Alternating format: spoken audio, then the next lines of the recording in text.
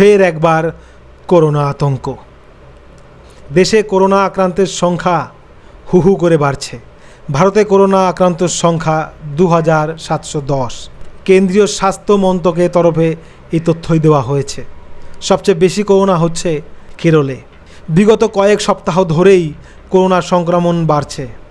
গত মাসে যেখানে আক্রান্তের সংখ্যা ছিল 200, তা এক মাসের মধ্যে প্রায় 5 গুণ বেড়েছে।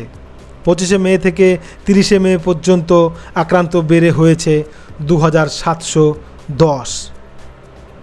কেন্দ্রীয় তথ্য অনুযায়ী সবচেয়ে বেশি করোনার খোঁজ মিলছে কেরলে। সেখানে মোট 1147 জন করোনা আক্রান্ত। এরপরেই রয়েছে মহারাষ্ট্র, সেখানে 424 জন। দিল্লিতে সংখ্যাটা 294 জন, গুজরাটে 223 জন, কর্ণাটক তামিলনাড়ুতে 148 জন, পশ্চিমবাংলায় আক্রান্তের সংখ্যা 100। শুধু করোনা আক্রান্তই নয়, 24 ঘন্টায় 7 জনের মৃত্যু হয়েছে এই করোনা আক্রান্তের ফলে। কেরলে করোনা আক্রান্তের সংখ্যা সব থেকে বেশি, কারণ সেখানে সব থেকে বেশি করোনা পরীক্ষা করা হচ্ছে। তাই পশ্চিমবাংলা, গুজরাট, মহারাষ্ট্র সেখানে যে কম হচ্ছে বা বেশি হচ্ছে এখনই বলা যাবে না, কারণ পরীক্ষা কিন্তু বেশি হচ্ছে কেরলে।